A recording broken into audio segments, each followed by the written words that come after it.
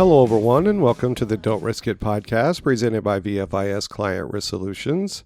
This program focuses on the exposures our clients frequently encounter and discusses the potential solutions to help reduce these exposures.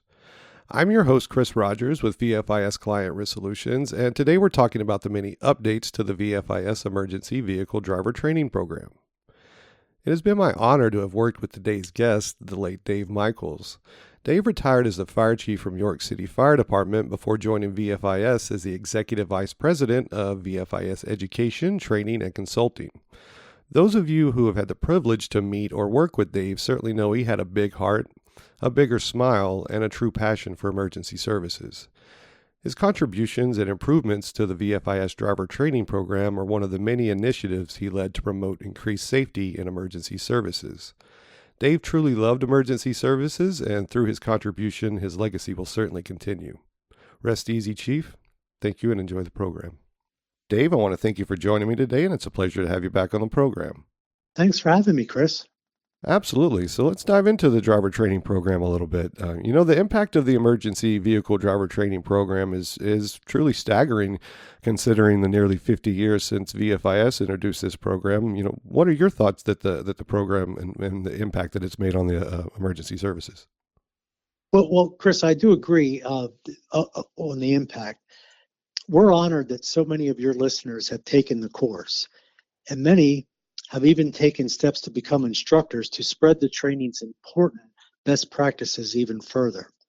Together, we've aided in saving countless lives, and that's something to be proud of, and we are. However, when it comes to driver training and emergency services, there is more work to be done. The fire service, they're one of the most active training organizations in the country. So why do you say that there's more work to be done? Yeah, you're very correct. They are very active in training. But we looked at the recent NFPA research, and that shows that 19 firefighter fatalities occurred in 2023. That's 21% of the fatalities in that year occurred returning from or responding to incidents. That is the highest number of vehicle crash fatalities in 15 years. There were also 40 EMS vehicle-related fatalities in 2023. Clearly, more effort is needed to reach as many people as possible, and one of the reasons that we've made major updates to our EVDT program. Well, those stats are pretty staggering and eye-opening, considering, like I mentioned, that there is so much training done in the fire service, but that just shows how many things that we run up against that are new that weren't there 50 years ago when this program was started. You are correct. And the VFIS team has been working to revise and update the EVDT program to the latest standards. Based on most recent statistics available, we've changed the book from black and white to color, increased the number of images, and dramatically changed the layout. I'm confident readers will be pleased with the final product. What changes can they expect from the content? You went into the visual aspect of it, but what about what new things might be in there that weren't there before? Yes, you are correct. There will be changes, and the student manual has new resources, such as a sample emergency vehicle driver position description. It's going to have new topics of crew resource management and alternative fuels, and a new module on scene safety and traffic incident management, and so much more that will be in that manual. That's nice on the driver position description, because so many of our departments now have promoted engineer operator positions, and I don't think we've historically had a position or job description resource in that area. That is correct, and one of the reasons we did look at that and wanted to make sure we had that in this manual. So that sounds like some exciting additions to the program. Are there any other changes that you want to go over? There has. Also, we've refreshed the competency course with a new pass-fail criteria and a new spotter evaluation skill. So, we have instructors that go back a number of years.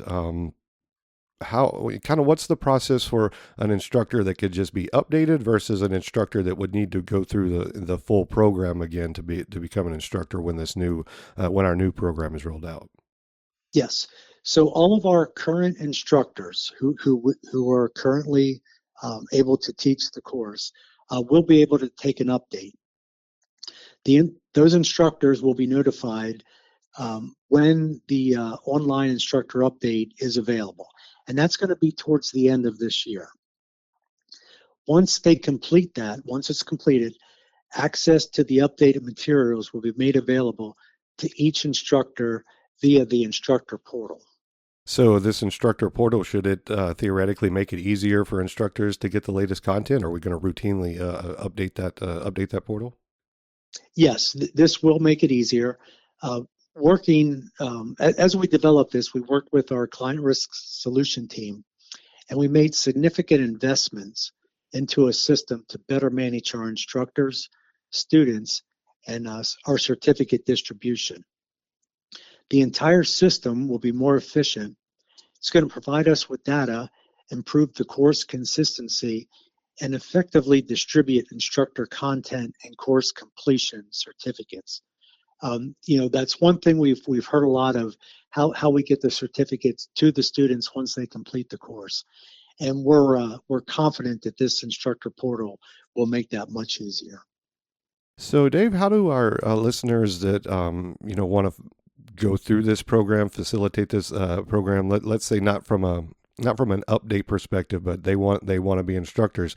I know that we use our RD network. We use people in your department. So, can you kind of walk through the avenues that our listeners can become an instructor? Yeah. So anyone that would want to become an EVDT instructor, we do have steps available for that. They can reach out to their local sales rep, RD, regional director, and get those information. Also, classes are available. We have those throughout the country, a lot of regional classes. And anytime you need information on those classes, that information can be found on our website at vfis.com. So one last question. We've had two programs in the past. We've had the EVDT and then the EMSVO. EVDT was very fire heavy. EMSVO on the medical side. Have those are those all covered under this one program, or are we going to continue to have two programs? Yes. So we did have the two programs prior, but for this new update, both the EVDT and the EMSVO will be rolled into the one program. And that material is all that will be included in the current EVDT program. Good deal. It makes it a little easier for the instructors that are going out to teach the instructor course, that they're not having to teach two separate courses. We're streamlining it down into one for those fire-based EMS organizations that have not only fire apparatus, but also EMS units. That is correct. Yes. Well, Dave, it's always a pleasure to talk with you. I appreciate you hopping on board and giving an update on, basically our kind of our flagship program from the training side. It's exciting to see it, growing and maturing even more, even though it's 50.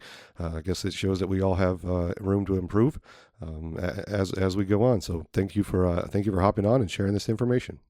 Great. Thank you, Chris. And I want to thank you for listening to the program and for your interest in VFIS safety resources. I want to thank our guest Dave Michaels once again for his time and information.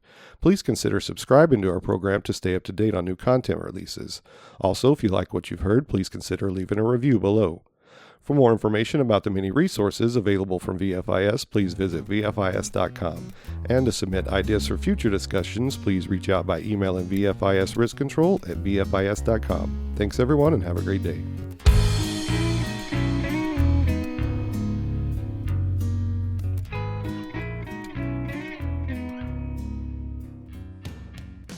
The views, information, or opinions expressed during this program are solely those of the individuals involved and do not necessarily represent those of Gladfelter Insurance Group, VFIS, and its employees.